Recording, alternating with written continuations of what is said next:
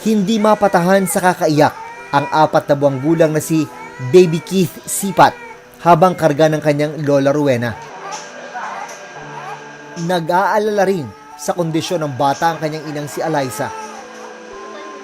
Si Baby Keith ang pinakabatang pasyenteng may dengue sa General Emilio Aguinaldo Memorial Hospital dito sa 13 Martires, Cavite. Pero wala sila sa loob ng ward. Dahil sa dami ng mga tinatamaan ng dengue na dinadala dito sa ospital at kulang ang espasyo sa loob ng pasilidad, pati itong kanilang chapel ay kinonvert na rin bilang dengue ward.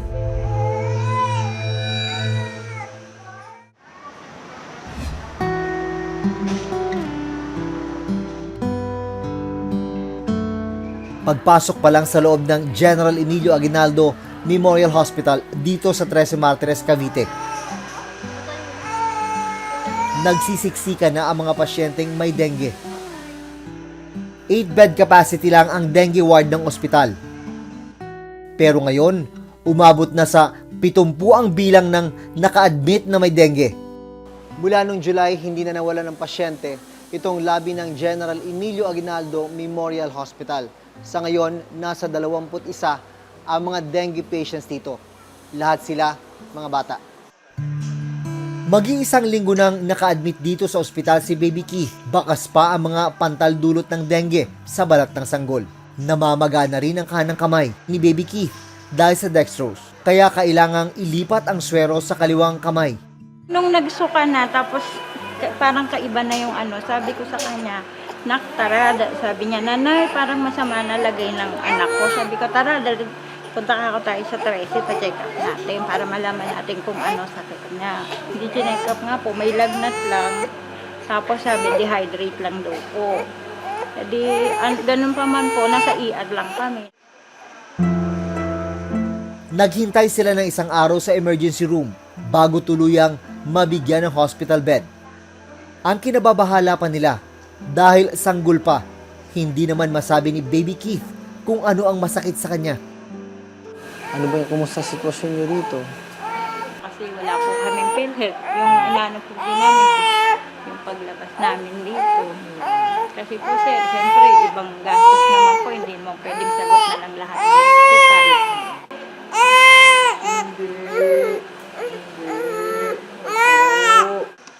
Sa ngayon, mababa pa rin ang platelet count ni Baby Keith. Isa ito sa mga sintomas na malala ang dengue ng sanggol.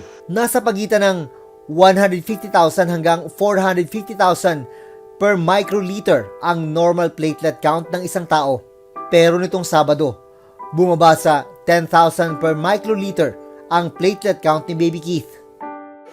Nagsimula po siya sa 107, tapos naging 46, tapos naging 19, tapos na po kahapon 10 na lang. Nakakatakot na yun Opo. O di kailangan ng salina ng dugo. Opo, kahapon po. Gaano kalaking hamon itong hinakaharap nyo rito kung pag-uusapan ay mga pasyente na may dengue? Sobrang laking hamon talaga to sa amin, sir, kasi biglang tumaas yung dami ng pasyente na na-admit sa ospital namin ngayon. So, ang una kasi, allotted beds natin for dengue patients ay 8 lang. Biglang dami ng pasyente sa amin.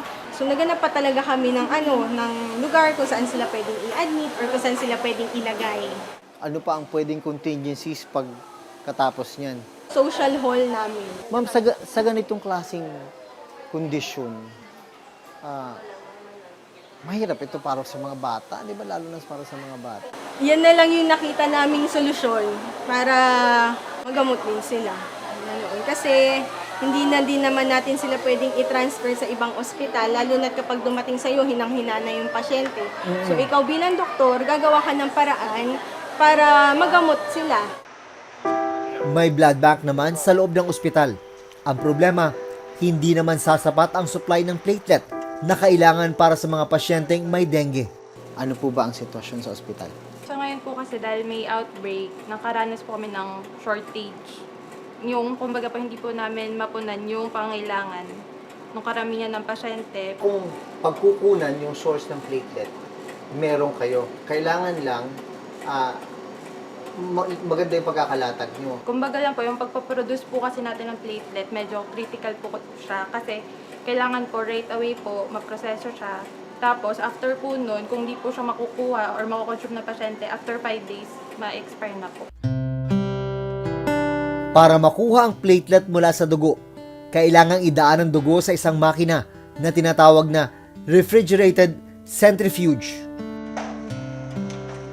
Para hindi mamuo ang platelet, kailangang ilagay naman ang mga ito sa isa pang makina na kung tawagin ay platelet agitator. So kung ang pasyente, ura-urada, right now, kailangan ng platelet, wala kayo, hindi nyo kayang produce agad yun, right now. Hindi po siya right away na po produce. So merong equipment na kayang mag-produce immediately Opo, meron naman po. Pero yung malalaking hospital po na privado lang po. Privado sa Maynila. sa inyo hindi. Sa amin po, wala po kaming available na ganun. Kaya medyo may delay. Kaya alam naman natin kung gaano ka-crucial yung mga oras at minuto sa isang dengue patient, di ba? Pag may nahanap po kami sa Maynila na area or kaya po sa Batangas, sa Laguna, dun po sila pupunta. Matapos ma-refer sa ospital, pupunta si Aling Rowena sa Red Cross Blood Bank sa Santa Cruz, Laguna. Bakit po kailangan na dito kayo pumunta? Kasi po wala pong dugo na available sa 13 hospital. 3 oras ang biyahe pa Santa Cruz, Laguna mula 13 Martires, Cavite. Agad ding isinalin ng dugo kay Baby Keith sa ospital.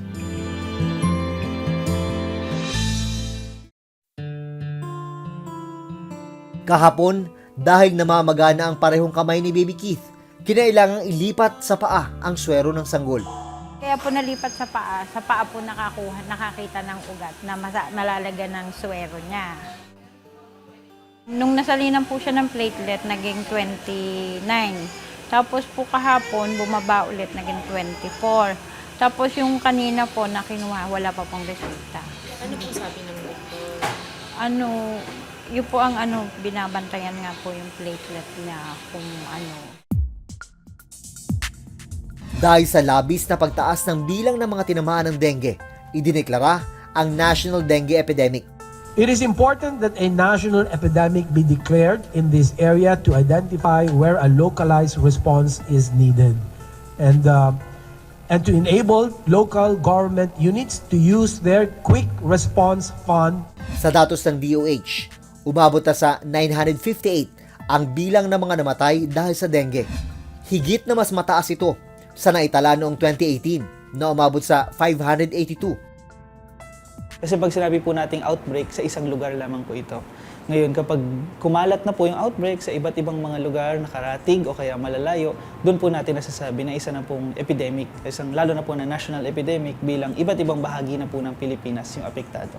So yung sa pag-spike ngayon ng dengue, actually ma'am, hindi lang siya sa Pilipinas. No? May kita natin, regional din po siya. Maraming cases na din po sa Vietnam, sa Malaysia, sa Singapore, kahit sa Bangladesh ay nasasabi po nila na highest ever nila na rates ng dengue. So hindi lang po sa Pilipinas yung pagtaas ng kaso ng dengue. Isang bagay po talaga na kailangan pa nating pag-aralan kung bakit tumataas. No, posible po na baka may kinalaman din yung climate change dahil dun sa pag-ulan na hindi po maayos yung ating mga drainage, dun sa poor urban planning din natin, kaya dumadami po yung mga stagnant water dun sa ating mga komunidad. Sa Maasin, Iloilo, ginamit na maging ang isang basketball court para paglagyan ng mga pasyenteng may dengue.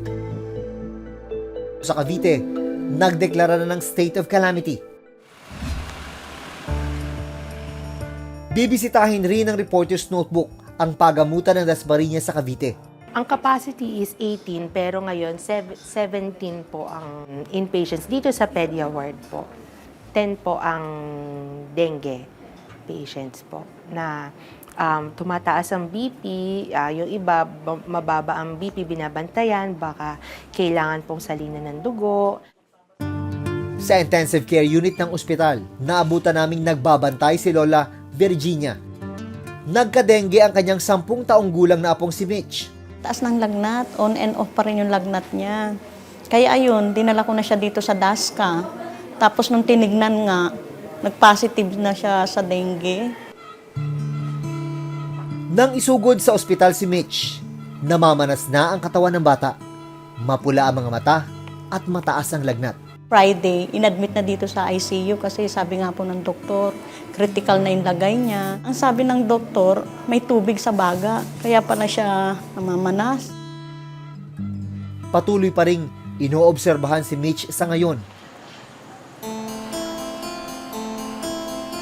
Dahil sa pagdami ng mga pasyente rito sa pagamutan ng Dasmariñas, naglagay na ng isang Dengue Emergency Medical Unit o tent mula sa Red Cross. Fully air-conditioned ang tent. 24 ang bed capacity nito. 19 ang naka-admit dito ngayon. Ano ang pwedeng gawin para maiwasan ang sakit na ito? Dahil kulang nga yung mga kama dito sa ospital, kulang sa kama, kulang sa espasyo. Itong kama na ito, 2 pasyente ang nandito. Buti na lang magkapatid sila. Pareho silang na-confine sabay kahapon dahil sa dengue.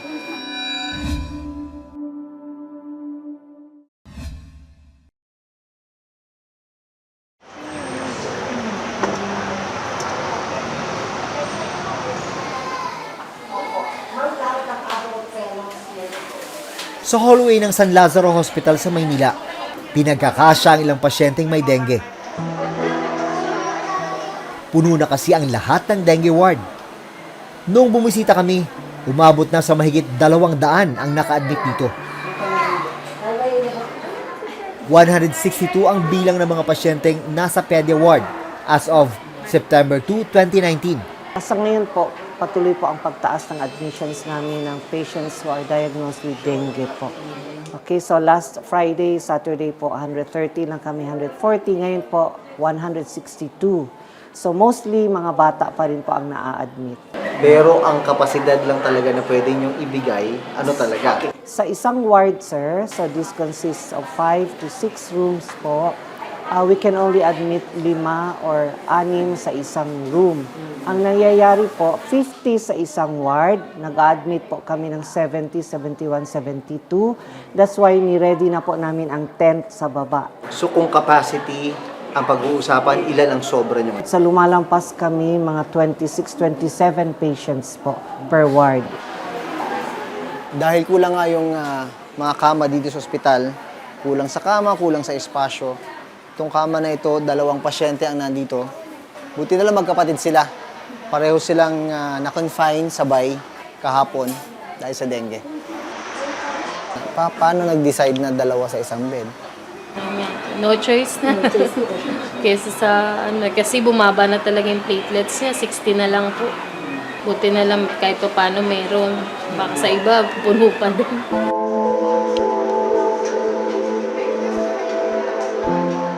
Kwento ni Terilyn, bukod sa kanyang anak na si Tyrone, ilang bata pa sa kanilang lugar ang tinamaan ng dengue.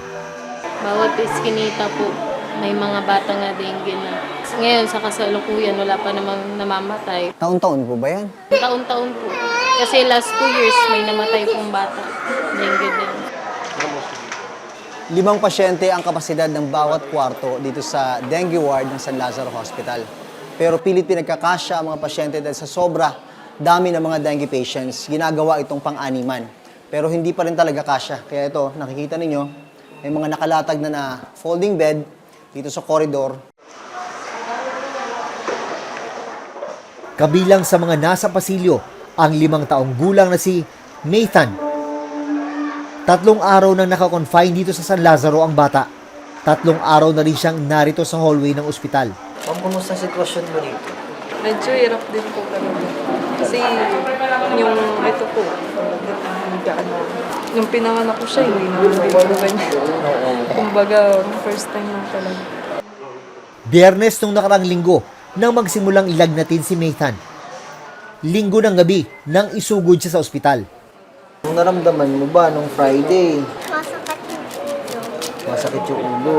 Itong nasa katawan mo na yan, yung mga pula-pula na yan, kailan mo napansin yan? Sunday. Sunday. Ah, nandito ka na nun. Kumusta ang supplies niyo? Okay naman po, sir. We're doing well. Kaya pa naman po. Pag lumala pa, kaya pa rin? Pag lumala po, binibigyan naman kami ng assistance ng DOH po, like what happened sa measles outbreak. Assistance may be in the form of supplies. So, dextrose po, humingi kami ng SOS. Yung ibang hospitals po nagbibigay. Manpower po, binibigyan din kami ng doktor, so nagpapahiram sila ng mga pediatricians who go on duty dito po sa hospital. May iba't ibang uri ng dengue virus. So yung sa dengue, meron talaga tayong 4 na serotype. No? Pwede kasing ginagamit interchangeably na strain at serotype, pero ang mas kilala po yung mga serotype po ng dengue. So yung dengue 1, 2, 3 at 4. So may 4 po na klase ng dengue. Naiiba po ito, depende po dun sa mismong virus ng dengue kapag talagang pinag-aralan. Ngayon po dun sa batay po sa mga pag-aaral, pwedeng iba-ibang sintomas ang makuha dun sa 1, 2, 3 at 4. Magsisimula po ito as flu-like. So yung tinatawag naming ILI, influenza-like illness. 2 days fever, pa-check po ang dugo. Then ang pasyente, yung obvious signs na po, warning signs na po talaga is masakit ang tiyan, nagsusuka. Okay? Warning signs na papunta na po sa severe, nose bleeding, gum bleeding, and maitim ang dumi. Sa datos ng Department of Health, karamihan sa mga tinatamaan ng dengue ay mga batang edad 5 to 9 years old. Ang ganitong edad rin ang may pinakamataas na kaso ng mga namamatay. Delayed response na nakita natin. As early as March, nagsasabi na kami na tumataas ang kaso ng dengue at sinasabi na kami noon na ang Department of Health na kailangan na yung maagap na pag-implement ng ating preventive measures. Yung intervention ay mukhang at that time ay hilaw pa sa pag-i-implement sa local sa ating mga community until such time na talagang hindi na natin mapigilan na mag-declare talaga ng epidemic sa buong bansa para magkaroon ngayon ng malawakan at sabay-sabay at multisectoral na response para ma-address itong issue ng dengue. Sa Pilipinas, minsan nang ipinakilala ang bakunang Dengvaxia para maiwasan umano ang pagkakaroon ng dengue noong February 2016. Taong 2017 nang ipatigil ang paggamit ng Dengvaxia dahil maari raw itong maging dahilan ng pagkakaroon ng severe dengue ng mga naturukan na hindi pa nagkakaroon ng dengue. Pero sa pagdedeklara ng National Dengue Epidemic nitong Agosto, naging usap-usapan ang muling paggamit ng bakuna.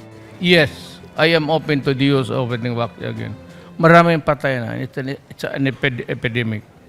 Now, compare it with vis-a-vis with those who died. I want to hear the words of the experts, doctors. Pero hindi po rin sinasara ng Department of Health ang kanyang pintuan, so maaari pa rin pong mag-reapply ang kampanyang gumagawa ng Dengvaxia sa Department of Health and for the Department of Health as well to review and re-evaluate yung kanilang produktos. Hindi inirerekomenda ng World Health Organization o WHO ang Dengvaxia bilang solusyon sa nangyayaring dengue outbreak. Ang iba't ibang lugar sa bansa naglunsad na ng mga proyekto para mapigilan ang pagdami ng lamok na nagdadala ng dengue. Ngayon na nakikita nating mas lumalala, di hamak na mas kailangan po na mas mabigyan natin ng pansin yung mga preventive efforts natin sa dengue, no? Lalo na po yung mga campaign ng DOH tulad nung 4S, no? Yung kasama na dito yung sa pag-search and destroy ng mga pugaran ng lamok, dun sa paggamit ng mga self-protective measures, dun sa paggamit ng kulambo o kaya ng mga pagpahid ng citronella, seek early consultation na isang mahalagang bagay, no? So yung pag maaga pa lang na nagkakaroon ng sakit yung bata ay kailangan matingnan na ng maaga para hindi umabot sa malalang stages ng sakit.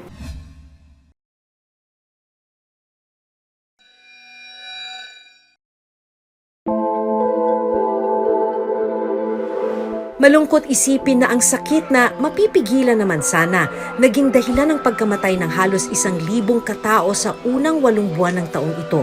Bukod sa mga preventive measure, dapat ring maisaayos at gawing makabago ang ating mga pagamutan. Hanggang sa susunod na Huwebes, ako si Maki Pulido. Ako si Jun Veneracion at ito nakatala sa aming Reporter's Notebook.